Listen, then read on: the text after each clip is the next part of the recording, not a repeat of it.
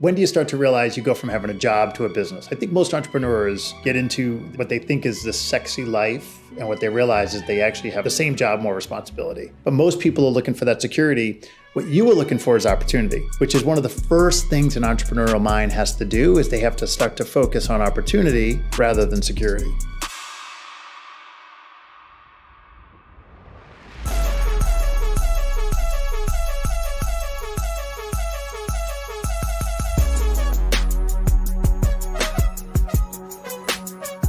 Welcome, Bradley Graham, to Take the Power Back. How are you? Doing great, brother. Appreciate you, man. Hey, man, I really am super excited to have you here today. This is maybe the third or fourth podcast that I've done. Met Bradley through Chase Grewing. Was that his last name? Coach G. Right. There you go, Coach G. I call him Coach G. Coach G and I have become very good friends. And for those of you folks who've been watching recently all of the Facebook things that have been going on, the podcast, the video edits, Bradley Graham and his team, Bradley owns and is the founder of Evy Media. I had the great fortune of getting to know Bradley and hearing the story, and I figured as an entrepreneur myself who wants to promote entrepreneurship through the Take the Power Back, he's got a great story to tell, and I'm sure you folks will find it fascinating. So welcome, Bradley. Appreciate you, man. It's always great sitting across you. Yeah, it's fun. It's good times. So why don't you give us a little background? What do you do? Who's Evy Media? What do you guys do today? Yeah, 100%. So I found Evy Media. We're on our 6th year now. Yeah. Evy Media it's wild when people ask this question because I don't say a marketing agency. We are that, but what I say is what we're specialized in is we are attention experts. We engineer attention, and we know how to convert that properly and build just an incredible amount of conversion on top of it. We don't just continue to build metrics that are vanity. We also know how to build and scale products, just based on engineering this attention through our video content and a lot of the things that we do. So explain what engineering attention means. So what does that, there's a lot of people who are trying to get attention with social media today, but what does engineering attention mean? Yeah, 100%. So there's a lot of human aspects that go to this. Like there's a lot of nuances that people don't take into consideration when they're trying to, grow their personal brand or build their business's brand even further, or say they're already doing a nice amount in revenue. They just want to take that next step further to really scale this thing. A lot of people take a dart approach, or just throwing darts at the wall and just seeing what sticks and what doesn't. And they do a poor job, or they don't do it at all and they only play on the ad side. So what we do is we reverse engineer. We actually don't start in ad land yet, and that's what I call it. Anything in advertising that we have to pay for, I call it ad land. What we do is we start in the organic. And when I say organic, that means we're posting on social for these people. We're making videos to put out there for free. We're not putting any money behind it, just to see what these eyeballs and what the humans are going to do against it. So this identifies a lot of areas within the company. So when you actually go to place your ads, you have winning creative content that already has hundreds of thousands, even millions of eyeballs on it that we then can rotate into your ads. And if you're spending a heavy amount on guessing with ads, this makes it work, a ridiculous amount better. Our average client right now, we have like an 8 ROAS return. So every $1 they put in, we're spitting $8 back out at them, just based on doing this reversed approach to marketing. So that's why I don't call us a marketing agency. I just call us, engineering attention, because there's a lot of nuances that go into it, but also it's magical once you do it properly. I'm pretty fascinated. I participate in this a bit, right? And I've never been on TikTok. You actually opened a TikTok account for us. And you can see that there's a report and a dashboard that over 50% of the people that view any content that's on TikTok are people that I don't know. Right? So how are they getting that? How do they get that information? Yeah, so it's always fishing for new eyeballs. Typically when you put out video content, that's one thing a lot of people don't understand too, versus photos versus videos. When you put out reels and shorts, across TikTok, Instagram, or anything like that, those are always going to throw into the algorithm to always grab new eyeballs. A lot of the people that actually follow you won't actually continue to see those pieces of content. It's always going to grab new people in the algorithm so they can anchor that and keep their people there. Did not know that. Yeah, the consumers, they just want consumers to stay on the platform. Right. So, if they already have you and they follow you, they'll feed that content. But what the algorithm does for the new ones is we are always fishing for new eyeballs. So it'd actually be like 90% new eyeballs, 10% probably followers. In TikTok or just in general? All in general, really. It's really a fascinating business to me. But the real good story here is not what you actually do in terms of engineering attention, but it's how you got there, right? So why don't you take us back? Where'd you grow up? How'd you end up? Tell a little bit about the story of how Evy Media came into fruition. Yeah, 100%. So I'm from Louisville, Kentucky. Yeah. Born and raised there as well.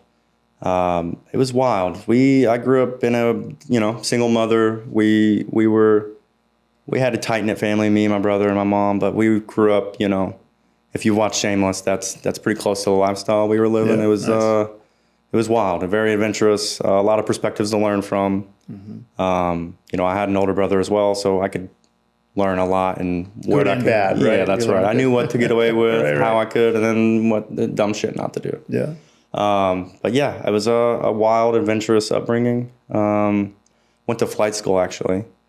Anticipated that's what I was going to do just because I was looking for, I look at the world kind of like a playground. I was like, well, what's the cool shit that I can get into to do? So I assumed that's what one of them would be. Yeah. I love flying for me, but, at the end of the day, I kind of observed that and I was like, okay, they seem like glorified bus drivers, no disrespect at all. But I didn't want to do that for myself. So I actually started a cleaning company shortly after that when I was 21. And I was just working a construction job. To get this company started, what bit me for the entrepreneurial bug was I was working construction for this company after I met these two girls that were cleaning houses. It was new construction too, so I'm not cleaning, people's, cheek hairs off the floor or stuff like that. Yeah. You know what I mean? Construction cleanup. That's right. So it was drywall, all these things, just getting it pretty before they sell it. So I just asked the girls, how do you do this? And da-da-da-da-da. Like, well, we charge 16 cents a square foot and, I'm making like $12 an hour probably at this point. Yeah. So I'm breaking down the math versus square footage of the houses. So I'm like, okay, this is something I can get into. Right. So what I did was actually approach the gentleman I worked for at the construction company. And I was just like, hey, I'm interested in this. I feel like I could do as good a job, if not better than these other two girls. And I'll do this first one for free just to see if you guys would like what I do. And as soon as I got done with it, and it took me it was like an 8-hour clean for that job, but I wanted to make sure it was perfect. You know what I mean? But we won that contract over. So from there, I had one client, but they were building like crazy. So this is interesting. So usually an entrepreneur itch begins, but it has to solve a problem. So you saw somebody else solving the problem. You were like, okay, let me be inquisitive and ask a few questions. Take their business model and then apply it to go get a new contract. Yeah. That's how most businesses begin, right? Somebody's doing something really good. That's all you have to do to be a real entrepreneur is be astute enough to say, oh, these people are making money doing something. I think I could do that same exact thing. I had you're from Louisville. Is Papa John from Garrett Marketing? Yeah, he's from Jeffersonville. He's from Jeffersonville. Yeah. So I had a presentation from Gannett Marketing. Do you know who they are? Mm-mm. So I went there and they were trying to do this mass mail thing. And this is way, way, way, way, way back. And their biggest client was Papa John. Okay. So they said, would you like to talk to Papa John? I don't remember his real name. John Snotter. John Snotter. Yeah. Yep, John Snotter. So I got on a call with Papa John. This is literally, I had never even heard of Papa John's at the time. Really? And I guess it was big in Louisville, like Midwest kind of area. Yeah. And I was pretty fascinated. And he's like, no, I'm Papa John. And I said, great, tell me about what you do. And I said, how did you build, at that point, I don't know if he had 50 pizza shops or 100 pizza shops or whatever. He said, what I did is I went to everywhere there was a Domino's pizza. And I created a mailbox, a post office box. And what happens is they were sending mailers of pizza deals for a certain mile radius. So what I did is I opened a pizza shop right next door to them because they had already done all the marketing on the demographics. Then what I did is I took an inventory of every single coupon and how they did it. And I copied every single one of those until I figured out the formula. And then I said, I can make the pizza a little better because Domino's pizza is gross, as you know. And the rest is history because he's created this massive, massive, massive business. So it doesn't take, when you're an entrepreneur, it doesn't take the brightest brain. It takes the most intuitive mind to say, can you copy something that somebody's already done and then do it more than that person's doing it? And that's what you did with the construction business, is you said, oh, wait a minute, you're charging 16 cents a foot. You did the math, said, okay, now what I got to do is I got to provide value. So I went to the person that's there and said, now I'm providing value. I'll do the first one for free. And then if you like it, can I do the next one for some money? Yeah, that's exactly right. That's such a great story. So then what happens? So you start this cleaning business? You cleaning yourself? Did you hire people? How did you scale it? Yeah, so I started it myself. And then there was this gentleman that was there working on one of the job sites, contractors. And, they're different breeds sometimes when you go through contractors. That's true. For sure. So he had a family member that he was like, they're looking for work, stuff like that. So this is the very first employee in my life I've ever hired. This person ended up being a convict that just got out of prison. She was a lady, just got out of a lady prison. Whoa. Yeah. So. Do you know what she did? I didn't even ask. Don't ask. I didn't even ask. I was like, shit, you seem nice. I was like, you need to clean. You're working for cash. Yeah. I was like, cool. Yeah. We can see what happens here. Mm-hmm. But yeah, it was her. And then she had another friend, both convicts. So she had a prison mate. So I hired one, and then she recruited for me. I had two ex-convicts, and then it was just myself. But yeah, that was the start of figuring out how to get the entrepreneurial journey to work for, a little bit better than me just jumping in and going. But I did soon find out, I only did it for 2 years, a year and a half.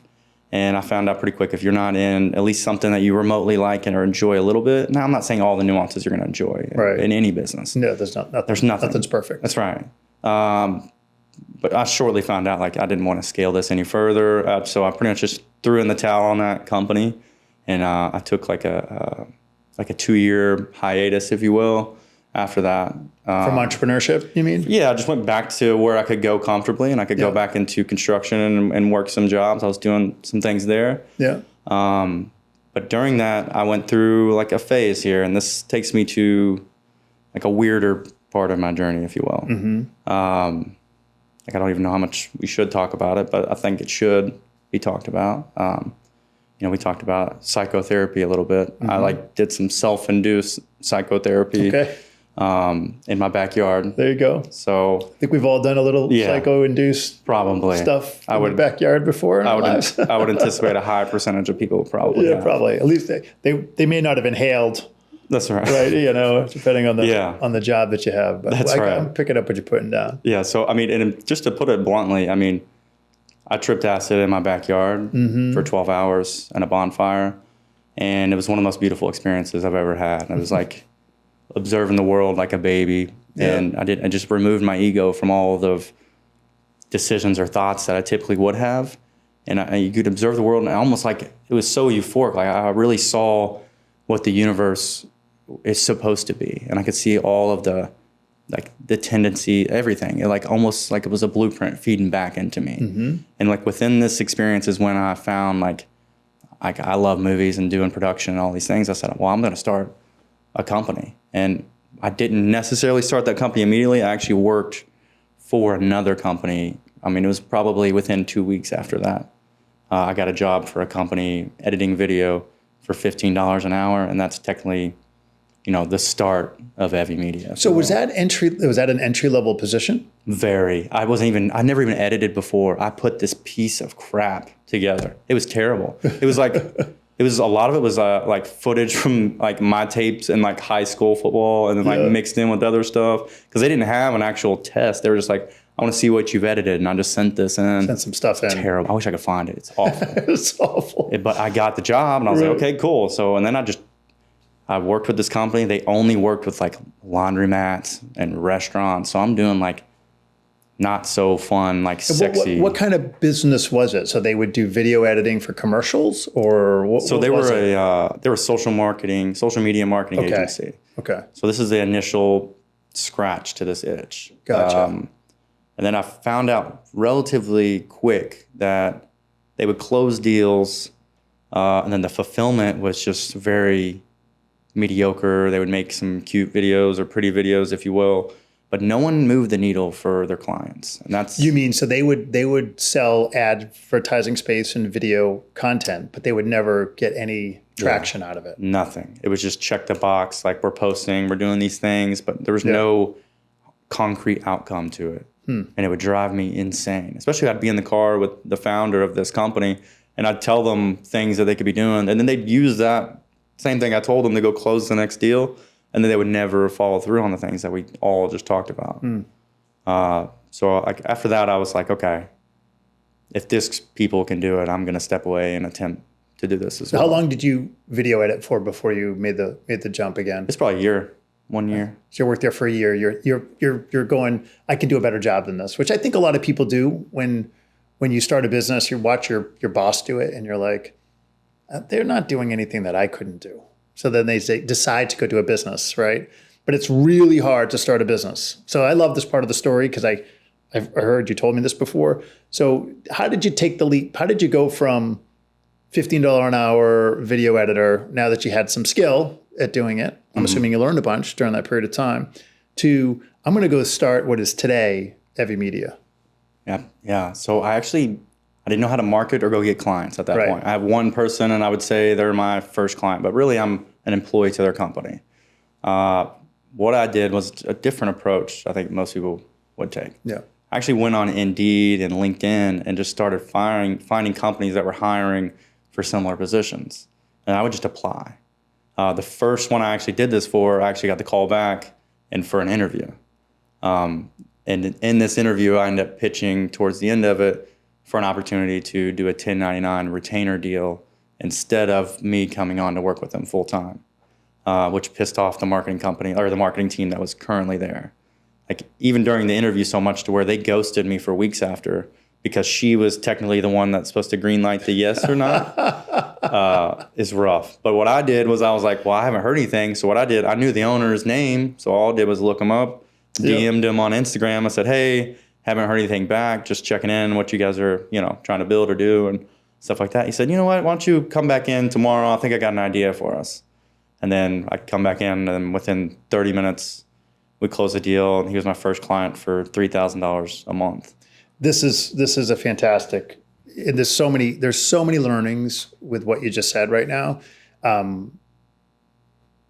Necessity is the mother of all invention, right? So you needed to start a business, you needed to figure that out. But instead of, trying to go, all right, I'm going to cold call somebody, you went and said, somebody's looking for this already. What I'm going to do is I'm going to give them another alternative. And as a business owner, I would rather pay somebody a 1099. Right? That was willing to work on their efforts and their results rather than somebody who's looking for a paycheck regardless of efforts or results. But most people are looking for that security. What you were looking for is opportunity, which is one of the first things an entrepreneurial mind has to do is they have to start to focus on opportunity rather than security, where you're going to build it yourself. So you do an interview, right? And then you say to the guy, look, I'm not really looking for a job, but I do want to provide you the value of what you're looking for. And I'll do it as a 1099 and you can pay me just for the results that I get. Yeah. Brilliant. So he says, yes, pisses the marketing team off, right? Yeah. But he says what? So then now you go like, okay, I've got a client. Now what do I do? That's exactly what I did. I was like, oh shit. Okay. Now it's like, go Tom. Yeah. And I got to deal with the nuance of like these other team members not liking me so much. Yeah. Especially when we started to get the wins, they really didn't like me because they were like, oh fuck, this kid's actually good. But when I first really started rolling in, I relatively didn't know how to, quote unquote, engineer attention properly. Right. And this was a wild personality to really build against. And he came from, the smoke shop wholesale background. Mm-hmm. So it was very regulated. You put shit out, it's flagged all the time. It's very tough to like work around like all the platforms. The algorithms, everything. you mean? We got kicked off YouTube a couple times just because of the content itself. What was the content? It was coaching, like either, first it started off of just communicating on smoke shops, like how to scale them and how to sell products better and do things like that. But it just flags like crazy. Even if you're helping people, it says you're helping them with tobacco products. So they would be like, no, you can't talk about tobacco products. And it was just a complete shit show. One of the best ways to start, though, would be, it was like, school of hard knocks, if you will. Yeah. Because it was one of the hardest things to work around. One, his personality is very different than a lot of other people. So we had to like almost make a PR'd version that went out. Yeah, we packaged up really well. But what happened was TikTok actually took off first. He hit like 5 million on one clip. And what was the clip? What did he get to get 5 million? It was so funny. I did it on purpose. I didn't know it would do this though. In this clip, he breaks down this math problem, and then I knew a couple pieces in the middle I can make look weird and get people to argue about in the comments a little bit. Mm-hmm. So I did the math wrong on the visual, even though he did it right himself. Right. And I was like, so people like, that's not right. That's not right. Yes, they were going in there like, this guy's an idiot. Whoever did this, and just flooded the comments. We had 5 million on that one. So I was like, oh shit. Okay, now we're kind of on to something. Yep. The next week again, popped off again. So we were going viral like probably a couple times a month. Wow. Even his YouTube content was going viral. We hit like 5 or 10 million on a couple of those as well. Like it was crazy. So we started to see like what this was, and it even built out a whole new business on top of his wholesale business. He started an entire coaching company just helping people, open up smoke shops and scale smoke shops. And he still does it to this day. To coach other people. Yeah, he still does. I saw a show pop up on my feed the other day just because I still follow him. But it's just good to see things keep going, So you keep talking about we. Who is we? Is we you? We is me. Yeah, that's right. The royal we. That's exactly right. Every entrepreneur starts off as the royal we, right? Which is just basically you. So you start this business. You're the editor-in-chief. You're marketing for new clients. You're the finance guy. You're the website person. You're your own marketer. What's that experience like? What were some of the takeaways that you had by being everything? Because basically you created a job for yourself. That's exactly right. It's a fucking roller coaster, for one. But it's one that I never wanted to get off of because it helped me identify all these areas. So when I got into the area of, eventually hiring team members and such, it made me better fit for that because I understood every role in the entire company. Right. And I was really good at it. And if I can do all these parts at a minimal percentage to each part because there's only so much of me and I can still reach this level, I knew at least what they should be hitting within what I've been doing. Yeah. So I think that was the biggest thing. And it was just like to know, most entrepreneurs or business owners, they don't do that. They go get the crazy offices and things first before they even roll into, do I even have something, can I solve a problem? Can I generate revenue? Yeah. So, it was just beautiful to be in that wild ass fire to put out on a daily basis because it gave me, all of the juice I needed to continue to climb to the little bits, the next steps as I continue to go. So now all of a sudden you're doing all this. How do you find time? You got to film, you got to edit, you got to post, repeat. I got you got to kids. come up with creative. You've got kids. You got all this stuff going on. How do you manage all of that in the beginning? 7 days a week. It is just a constant. Just a grind. A grind, and it's just beating yourself from the previous day is the main goal that I always had. If I was efficient the day before, I would be more efficient the next day. And I don't pay attention to the next day after that. I'm really good at focusing on just that one. So I think, over time that really just accumulated and really helped me out a lot. The fact that I didn't pick my head up and look up the mountain really too much. I just wanted to solve these daily problems to see if I was good as I anticipated I could be one day. So one day at a time. Yeah. So I'm assuming when you started the business, you didn't have, everything wasn't set up. The corporation wasn't set up. The website's not set up. The agreements aren't set up. The tax identification not set up. The accounting system's not set up. How do you figure that? Is that just one day at a time? You're like, oh shit, I got to do this, and I do it. How do you manage all of those processes when you're starting the business? Yeah, I had nothing. Like as far as things, no LLC, no insurance, there was nothing set in place. When I got paid through ACH, it went to my personal bank account. It was an absolute mess. Yeah. And I didn't think about it really too much. I just wanted to know if I had the juice to build something that would, I felt like if I solved a big enough problem, that those little nuances would be almost automatic. Right. I didn't want to think about that first without generating revenue and solving problems. So then the most important thing, because you have to feed your kids, is doing a good job providing value to get paid. 100%. Right. Yeah. Keeping your expenses low and grinding. That's exactly right. I believe the best opportunities for career in life don't come through career services. The best way for you to become the best possible version of yourself and to achieve massive levels of success is for you to be hungry, coachable, and try to find those opportunities directly. Take the Power Back was created to flip that switch, to not have any limitations in terms of the opportunities that are out there in front of you. That's what this platform is really all about. Real jobs, real access, real opportunities, and most importantly, no gatekeepers. Are you serious about success? Then let's take the power back. Join the movement. So you have this one client turns into two clients. What's that process look like? Where's the transition from just being everything to now doing some sales to growing? 100%. So 1.5 years with this gentleman, with just him. Yeah. He sent me a story that he watched. He didn't even know this gentleman. And this gentleman was Brad Lee. He has millions of followers. He's an entrepreneur out of Vegas. He's loved and hated all kinds of stuff, but Never ignored. yeah, that's exactly right. Yeah. So he sent me a story that he saw that he just needed some help for videography in Nashville. So as soon as I saw that, I was like, boom, I'm in my, at this time I did have a little shared space. It was like $250 for like a little tiny office. So I just taken a selfie video. I send it to his DM, nothing. And then the next day I send another one. And then on the third day, I send one more, and his reply back to me was just his phone number. He just says, call me. So I just pick up the phone, called him. He's like, yeah, I'm looking for, a video offer for 3 days in Nashville, and what's your price? I was like, shit, I don't even know how to really price this yet because I haven't really done hourly or anything. Right. I was like, $100 an hour. He's like, oh shit, you're a little pricey. Cool, I'll see you in 2 weeks. Okay. I was like, oh shit, I'm about to go work with a guy. He has millions of followers. Like this is going to be badass. Yeah, it's a huge opportunity. Yeah, huge. But then there's a new problem now. It's like, I don't have that much money to, fork over to go down. Like I didn't even have hotel money at the time. Oh shit. Yeah. So I'm like, okay, fuck it. Like I have a car. Like I drove down. I was going to stay in my car for 3 days.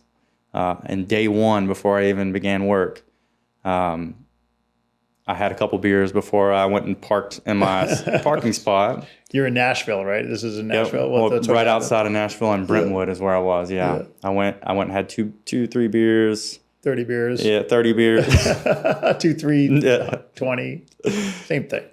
But then I found a cool parking lot. The only reason I liked it was in a church, too. It's probably not the smartest place to park. Yeah, not a great But there's idea. a beautiful full moon, like right there over the top of this field. I was like, shit, this is perfect. I was like, so I parked there.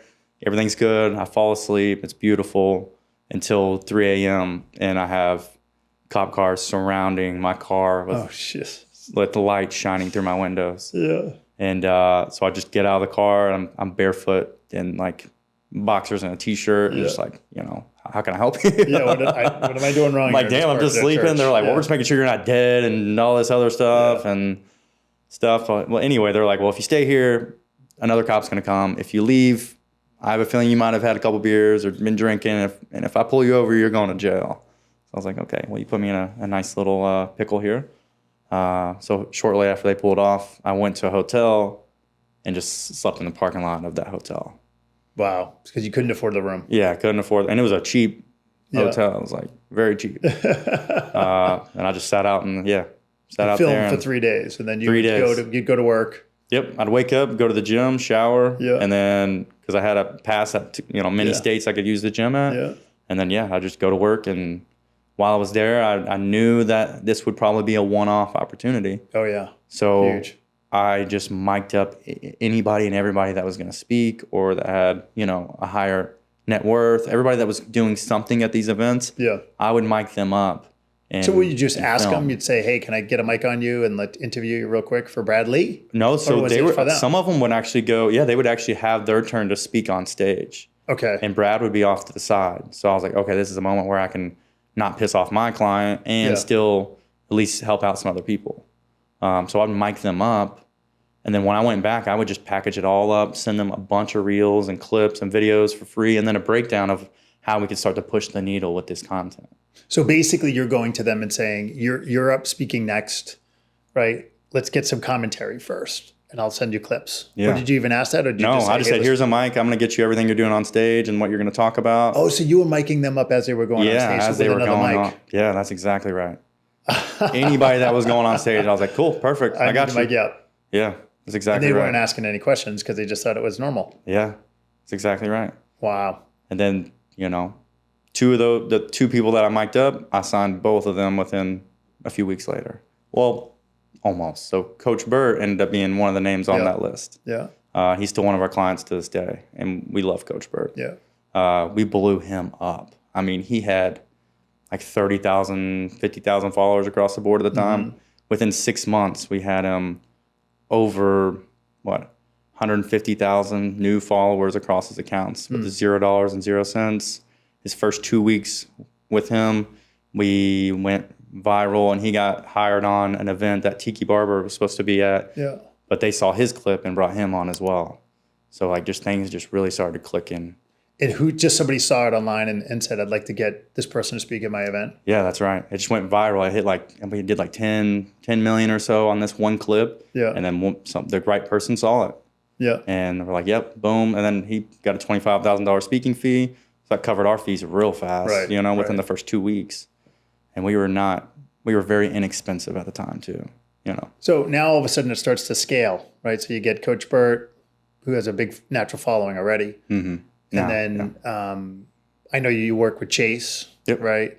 And then how does it begin to scale? And when do you start to realize you go from having a job to a business? I think most entrepreneurs get into this, what they think is this sexy life. And what they realize is they actually have the same job, more responsibility.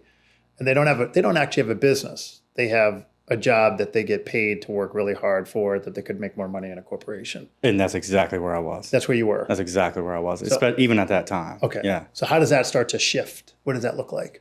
Well, the bandwidth got real wild, and the standard I felt was decreasing. So, and I was going through a weird time during this because it was a good transition for the business. We're starting to grow. Yeah. But then my personal life took a big hit just within, some relationships and stuff like that. So I had to, uproot some things and move over here. I almost sank all my money into a new home because I wanted to get something, decent after this whole weird transition. And the only way to get it was because someone else was already getting it, was to pay 6 months up front for that property. Yeah. For rent. And then I had taxes due for the business the next week after. Yeah, it's always fun. So it was like, all right, wipe everything, clean slate, we're starting, and we have new clients and fulfillment on top of it. So it got real weird real fast. But as soon as accounts started to build up, the first thing I did was hire an editor, just to start relieving a little bit of this pressure off of me. But that's really where it started to be, I need to get my ass out of this job, and we need to build this into something that can hold the standard at a high level. So I got really deep into reading real big. While I was reading, one book a month I'd read that book 3 to 5 times. I do audiobooks a lot too. So I listen to them 3 to 5 times just because I'm in different headspaces every single time. Yeah. That's what really started to get me. I mean, and the first one would be, 10x is easier than 2x. That opened my mind to systems and teams on what we should be doing and developing people. And then I just kept rolling on to just different business books. I mean, it's insane what you can actually grab from that. But that's when I just really started to dial in of how can I get outside of myself. And it was hard because what I would do would be poor sometimes. I would hire people and tell them, there wasn't much onboarding then. Yeah. It was hiring them, getting them going what they're doing. Just go after it. Yeah. And then they're solving problems, and I start to realize they're not solving problems the way I would. Right. So there's a huge disconnect because I had thought that people should just pick up on things just because I would. So that's when I started to really just study humans a lot more and their nuances, their weak spots, the way they communicate, and then coaching them almost without even letting them know they're being coached sometimes. Yeah. There's a weird psyche to communication and building people, but I don't know. I just got very hyper obsessed into that realm. But this is when it started to, scale out of just me. And this was 3.5 years in, and I still had no employees. Yeah. It was just so me. you were just you for 3.5 years. Yeah. So you're grinding really for 3.5 Yeah. years, and then now you're taking a risk. You're like, okay, I'm going to take that leap of faith. I'm going to go, okay, now I'm going to hire some people. Not sure if that's going to work out. Realize that they don't make the same decisions as you. Now, a lot of times what happens with entrepreneurs is they retreat. So what they do is they try to hire better people rather than providing better leadership. Mm-hmm. They try to say, let me go hire another person without giving them any training or teaching them how to do it. So what was your approach towards doing that? We had a wild way of recruiting the way we started. Mm-hmm. So I most probably coming into this issue too is when you recruit, I mean, a lot of people don't have an onboarding process ready and they're just bringing people in because they need bodies, and they figure out real quick, like, okay, these humans aren't a right fit for this organization. Right. So I probably wasted, a good 20 grand on some goofballs rotating in and trying to see what we could do together. Yeah. Within like a 6-month window initially, because it was really weird trying to, identify and scale these areas that I was all in at. And it was weird for me to kind of step away and not give them the proper control. So I had some things I needed to work around with myself as well. Mm-hmm. But what was fascinating about it was we actually because we were balling on a budget, you know what I mean? Like we didn't have a lot of money. Because before this, you were saying, a lot of companies go out and hire, high-end talent to replace them. We didn't have high-end talent budget. So what I did was come up with competition-based hiring. I was very blessed within like the realm of business we're in. So if I put a job listing out, I typically get 300 plus applicants. Really? It's crazy. So you put a film editor out there, and then somebody will apply for it. Yeah, we get hundreds of them. Typically in any position that we put, especially now, we get hundreds of people flooding there. And we don't spend any money through Indeed either. We just put the free postings out. Yeah, and then people come out. Yeah, it's beautiful. But what we did was, instead of me wasting, I don't even scroll resumes. I don't do any of that. What I do is anybody that had the balls to apply, they all get the competition. Then I have a better process now of identifying who gets competition, but I gave it to everybody. Everybody gets a chance. I don't give a shit what you did up to this point. If you can show me that you can edit some killer videos based on the things that I give you for this test, then I'll sit down and have a conversation. It's not me picking up the phone and calling a bunch of people trying to identify, and then I'm wasting hours and hours just trying to see if this person is even competent, coachable. You don't even know if they can do it. Yeah, exactly. Yeah. So I was like, you know what? Fuck that. I'm just going to test every single one of them up front. And then it pissed a lot of people off too, because people are like, oh, you want me to work for free? It's like, well, you don't need to be here. Right, that's a test. So it was the best. Exactly. It like weeded out all the people I didn't want in the company anyway. Mm-hmm. And we got, very, very lucky within that hiring process of starting to identify. Then at that same time, I'm still obsessed with the reading and developing myself as a human as well, and my leadership ability. And I study other, operators, individuals, founders, just to pick up on the habits that they've also used within their own scaling process as well. So, I mean, it's like, it's not an overnight thing. We got lucky within the realm that I found to hire, but then it was just, plugging away for, a good year to a year and a half until we really started to identify all the systems across the company, really. Mm-hmm. Like then it started to really dial in. So now you have what, 5 employees, 4 employees? At that point, or now we have 14 employees. 14 employees. Yeah. And what's that breakdown? How does that work? You've got film editors, I know you have social, as Kim does your postings. Yeah, she's our main manager, and then we have remote distribution underneath of her as well. Yeah. But yeah, it goes from, we have production managers, producers, film editors, where all they do is edit, they don't even produce. Yeah. And then we have 4 people on our leadership that handle oversight and systems and onboarding and hiring. Mm-hmm. We brought on a CFO like hat now in the past few weeks that just came aboard. Yeah. Just to keep me more disciplined, because I'm one that's like, if we got to invest and do things, I'm good with it. We just invest and do things. Yeah, do things you want to do. Yeah, and you it's need like to have a little more strategic. 100%. But I mean, it's been well for me. Like things have scaled because of my intuition and our team's abilities and the systems we put in place and the leaders we now have stepping up. Just because of these things. But yeah, I needed some discipline on that front as well, just to know what the forecasts look like. Right. Based on our investments, what we have here and there, and So what's the next chapter for Evy Media? So how do you scale? Because really what you need is more sales and more clients, right? And then because you have the infrastructure laid down. Yeah. now you have to get more and more clients. So what is the sales strategy at this point? So I actually I'll give you a little bit of kind of the play here on this. So, a lot of marketing companies and agencies, if you will, they attach themselves to one niche and then they hammer down that niche, like it's dentist or it's whatever. What we did was wild, but also it was a blessing because we are in a wide variety of industries where we've blown up a lot of individuals where they're like the top 5% in these industries, really. So we have notoriety across the board with elite people across here, which has built our network, very wide with great people. But I'm also have a play underneath Evy Media. It's called Sella, and this is the big play. It's an acquisition play. So we're building an AI. It's a COO, CEO, CMO in your pocket. So a lot of people have, they have QuickBooks and their CRMs and all these things, and they're spread out all over the place. What we did was bring an all-in-one onboarding process where you log in through these apps, and then we have an all-in-one command center for operators and anybody on that team. So, because, previously we even talked about a lot of operators don't know what the hell is going on in their business at a lot of different levels. This is like business for dummies almost. It gamifies your business approach. This is the big play here because it does everything from you pull it up immediately, from your revenue to the total amount of leads you have coming through. And you can even click any of these actions. It gives you breakdowns of everything that's rolling to the second. You can even see them change every few seconds, each number, depending on as it's reading it. From that to the amount of eyeballs you have across your platforms, what your ROAS look like on your ad spend, and then it even pinpoints, because it has all these data points. So say your sales team was, 30% slower than they typically are of getting back to someone that wanted to do business.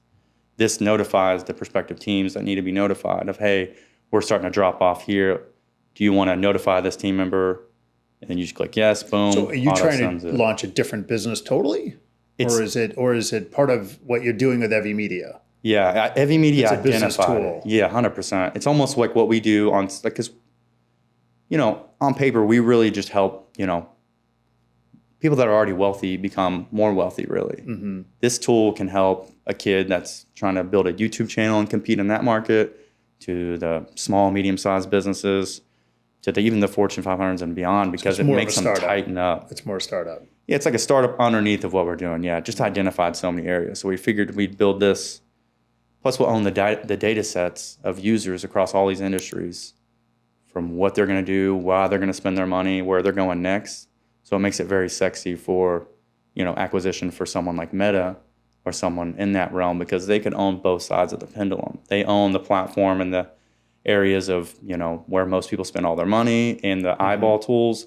Now they're going to understand every single industry, what they're doing, why they're doing it, where they're spending their next dollar, and they can adapt their platform to keep feeding this human attention, and it'll just keep going, boom, boom. Like, it's just a big acquisition play mainly. So what's the biggest challenge that you have around scaling today? So who's your competitor? Who do you want to be when you grow up? So if you said, I would like to be this company when I grow up, the one that's the dominant player in your market space. I'd say VaynerMedia. It'd be Gary Vaynerchuk's company.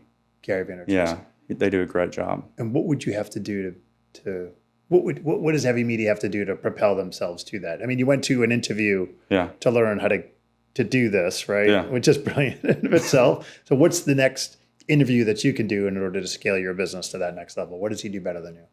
Yeah, understood. So the corporate side of things, we do a lot of personal branding and things in that realm. And to answer your question in whole of like what the entire play would be for Evy Media, I talked about Sella a little bit, but that just kind of catapults us to kind of, build anything within this. But Evy Media right now, we are focused within business and personal branding. What we do is the next move is now we're edging into sports and building out their branding as well. And then we'll roll into the narrative side of film and everything as well, to even sell projects to. So that's personal branding. Netflix and so personal branding was just the first leverage approach. Right. That opens the windows for different markets. Because if we blow up your brand to you're getting hundreds of millions of eyeballs. Bring on, Ron DeSantis, and this opens up many windows for you, and then that catapults you. We're able to go, hey, this is entire client list of someone we've already operated with. We can go grab athletes at that point, and we can go get and a lot of different entertainment aspects to even scale their branding, because they have a guided approach to how they do it too. Mm-hmm. Like, even if you want to, sell your brand to, like, say if you're an actor or whatever this is, or if you want more endorsement deals, like, you have to have a killer community behind you on your social platforms, and then we'll be known as the ones that execute at a very high level to get you those eyeballs, to get you the endorsement deals, to get you on the shows that you need to be on. So the next realm is, we're in business now in personal branding. Next will be sports and entertainment, and we'll take over narrative and film to build an entire attention conglomerate. That pretty much anything that is really good that you have your eyeballs on, Evy Media has their hands within it somewhere. So if you were to give advice, you're talking to a young person getting out of college, mm-hmm. Loves social media, like most, I think, Gen Z people do, would love to have a business like yours. What advice would you give to them? Start tasting shit. Like, even to feedback and to take the power back would be, we are misguided even through our entire journey, from our parents' broken thoughts to their broken thoughts previous, and then it trickles into the school systems. Yep. The biggest thing would be start tasting things and communicating with people out there.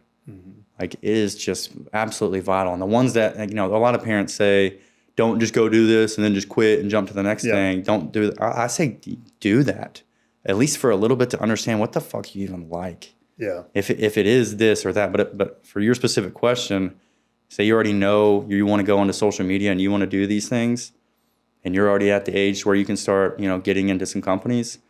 Well, a lot of those companies are a lot slower than where your mind is and what you're doing.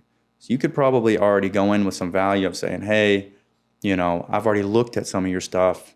I'd love to see if I could, make some things for you, but do some shit for free. Like, right. That's the biggest one. Is give value. Yeah. If you provide value, you'll receive value. 100%. Right. You got to do one before the other. Yeah. You also got to see if it's valuable. So it's a proof source for you. That's what you did. You said, look, let me do it for you for nothing. Do you like the job? Now, would you like to pay me for it? It's a great way to kind of enter into whatever business, whether it's a cleaning business, a social media business, financial services business, whatever it is. Yeah, I think it's a good approach, because it's you're not doing a huge risk yet. You're just like building into it. You know what I mean? In a proper way. And it identifies, one, you're not taking money from someone knowing you can't do it. Yeah. But tasting and then seeing the value within, do you even want to do it? Like, because the clean company obviously was a smart move, because I got the hell out of there. Right, yeah. Right. That is a wild company. Yeah. And I've seen other companies that, like, huge cleaning businesses, and they're doing millions, hundreds of millions a year, and that's great. But I just was like, holy shit, I don't even want to do it, even at that scale. Like, I don't give a shit. Talk about your the culture. So I've only met you a few times personally, and met your guys, and some of these guys are here. One of the guys, I think this guy was sleeping on the couch with a blanket. And I said, there's a bedroom in the house, buddy. And he's like, yeah, no, I like the ocean, right? So it's a very fraternal, I think that's probably the word. And I think you have an apartment in Nashville, and you guys all work through the night. Like, what's the startup culture look like for you guys? Because it looks like pretty cool. So we just turned different, we got a high rise in Nashville that is technically supposed to be a home, that we just put Murphy beds and covered in nothing but desk, office, monitors, whiteboards. And that's allowed there? They allow it? They don't. The front desk lady is like an unpaid freaking receptionist. Yeah. If we send people up, she'll send our clients right up. It's like the most wonderful experience. And it's like $2,300, $2,400. Yeah. And you're in a high rise. It's incredible. And you get a gym on the 7th floor, coffee on the 7th floor. So it's wild. So, I mean, I don't know if you're technically supposed to do it. I just, doing it. I haven't said anything. Yeah. But as far as how this goes, that we have 2 main headquarters. The main one is in Nashville. We do have a Louisville one as well. And the Louisville one's mainly just right out of my house. That's where it started. It was what is it? Kitchen table media company, I guess is what you could say. Yeah. But we went from that into, what we are now. And today I still even say, like, we still are just getting started. Yeah. So it seems like now you've got this business that you're trying to scale. Now it's moving Yeah, now it's freaking fun. Now it's starting to move. It's like I get to actually become a CEO, and I'm not like a pawn on the board anymore. I get to actually observe the board a little better and actually move these pieces around. And, you know, it's just a lot more fun this way. And it's just the teams that we're getting, the standard we've set across it. Like everybody's super competitive and creative, but also like free. You know what I mean? Yeah. It's like a wild crew we do have, but they're so vested in their own personal growth. They love the company growing. They love the experiences they get. I mean, Keegan within his first, he hasn't even been here. Technically, he's been here a full year because he started remote, and then we hire people up. We don't just start people here. So they start remote, and then we always bump them up. But I mean, his first 6 months when he started, probably first 4 months, he was horseback riding in Wyoming in the mountains with one of our clients. The next week, he was wakeboarding on the back of one of their boats in Nashville. Yeah. And then the next week after that, he was in Florida on the beach working events there. And then was it 2 weeks ago? Yeah, 2 weeks ago, he was on his first private jet. Got to go fly out to Des Moines, Iowa, and pick up some people. No, it was at Josh Malang. He's an operator in Des Moines. He's very talented. But yeah, he just took those group of guys and they all just went out and partied for like 3 days, and all he had to do was document it. That's funny. So like that's his job. You know what I mean? So they just get some beautiful experiences. You never get first time on a private flight, it changes your life, doesn't it? What kind of plane do you remember? No. Yeah, it was Coach's plane though. He chartered Coach's. Yeah, as the Hawker. Yeah, that's right. Very funny. So, but definitely an experience, and it makes first class never the same after that. I still haven't sat first class because I'm like, this is not going to touch how many times I've flown private. No, private is definitely the way to go. You just walk right through, get on. Yeah, there you go. So peaceful. That's great. Well, listen, man, congratulations on all your success, right? And I'm really excited for what the next chapter is for you. You know, and as you know, I've given you some feedback and something I think as entrepreneurs need to hear. You want to build a business today like it's doing $100 million in business. So you want to build it thinking, okay, what needs to be put in place, and then reverse engineer that back. You know, and a lot of times it just has to do with how you show up. That's right. So make sure that if you're a young entrepreneur and you're thinking about things, your presentations matter. Right? Use ChatGPT to your advantage in terms of how do I make this look cleaner and more professional, and how do I do better project plans, and always thinking about there is no end to better, right? So that's one of the challenges I think when you're scaling a business that I would give to you as advice, right? Because you're in that middle stage, that 6 to 8. Now all of a sudden you have to get serious about EBITDA, and you have to get serious about scale. Yeah. Which is, a lot of times people think, well, if I get bigger, it's harder. It's not. It's easier, but it makes you think differently. And it's really cool to see how much you guys have grown. And I'm really excited to see where it goes from there. So congratulations. 100%, brother.